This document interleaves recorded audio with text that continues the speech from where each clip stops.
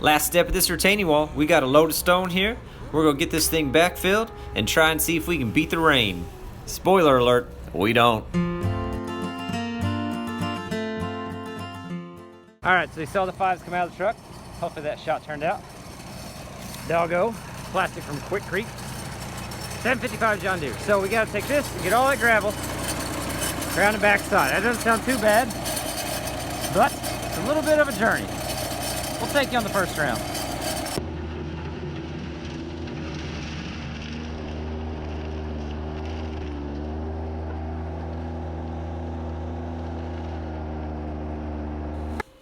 Alright, so the whole reason I got to go around this side is because I just recently put up a privacy fence on the other side of the house, which would have been the short way around. And although my neighbor would probably let me drive on his property, he just put in a brand new yard. They're actually working on it this same day, and it just kind of didn't seem like the right time to ask.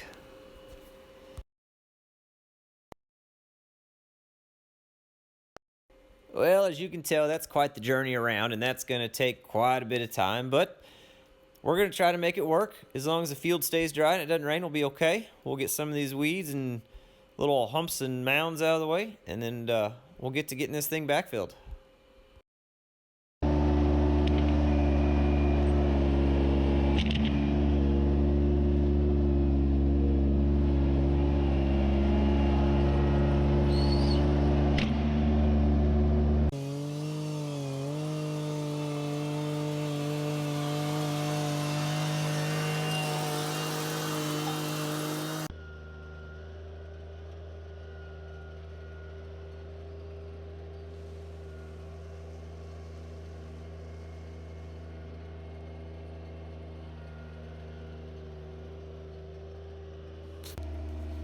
Alright, I don't know what load this was, but you can see it's not too far.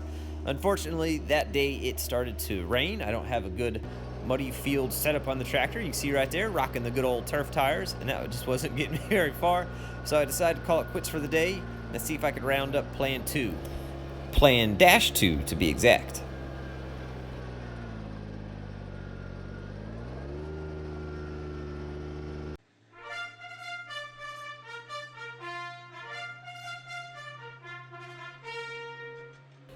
Yeah, that's right. I went and called Dirt Perfect.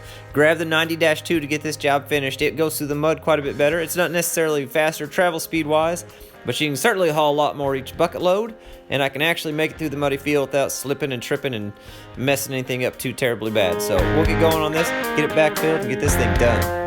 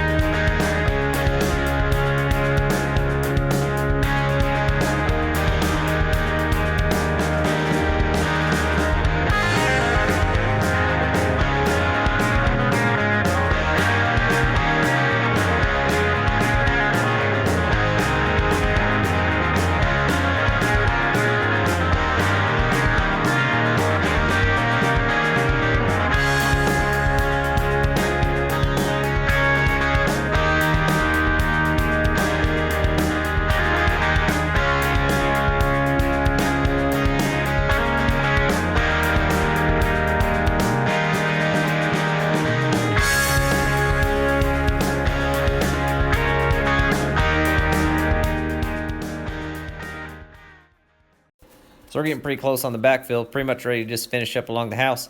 But before we do that, we got to get this cap all stripped down. Get this plastic off here first. And start getting the lumber off.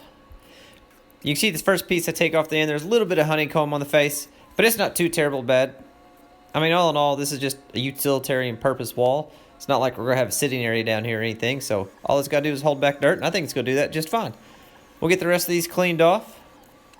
I'll walk you through the process just a little bit. These are the 2x6s that I had on the outside. You can see that leaves behind the 2x4s right there. That's what gave me the 1.5-inch lip on the edge. They came off pretty easy, didn't give me too much trouble.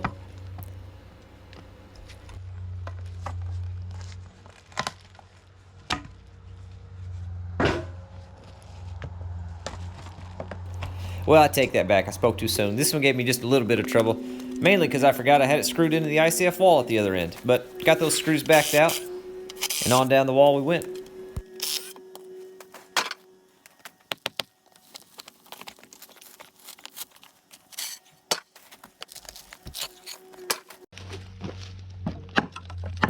Same thing on this side, just knocking out the 2x4s now. I already took the 2x6 off this face before I shot this part of the video. See, there are 2x4s left. Couple whacks, falls right off there. It gives me that nice 1.5-inch lip. That way I can finish that wall however I want, have just a little bit of overhang. Still not sure how I'm going to finish that wall yet, but that'll be a next summer project. I'm pretty much done with this after today. I'm pretty much just sick of messing with it, honestly. Last side here. Get this one out, and we'll get to getting this dirt work finished up around the wall. Before we get too crazy in the dirt, I got to get this stone up underneath this downspout so we don't crush anything or make any pinch points. Choke that off. We don't want that. I'm going to use the 755 to finish up around the house, mainly because it's a little bit easier to navigate by the house and it won't put quite as much pressure on that freshly poured wall. And, well, I just love that little tractor, so we'll throw some music on here for you in just a little bit and get this project all wrapped up. Look, there's the doggo again. She just follows me around all day.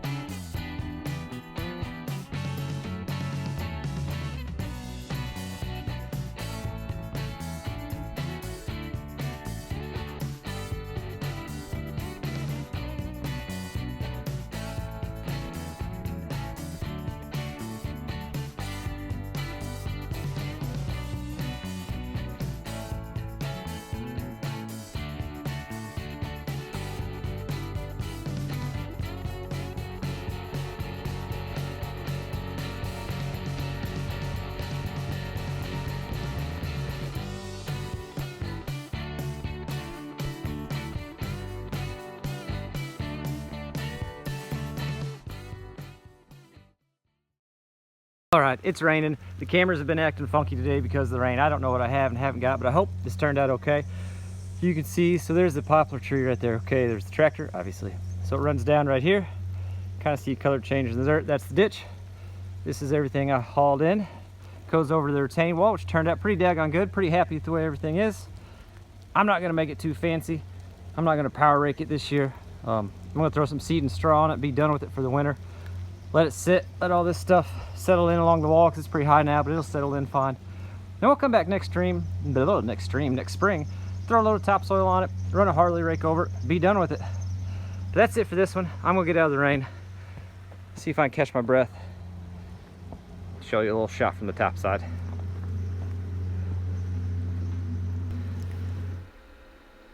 So you can see a little bit better here from the top side. It'll flow down from the right to the low point there, and then from the house to the low point. Basically keeps the water away from the house. That was the main overall goal. Hey, thanks for watching, guys, and as always, we'll catch you on the next one.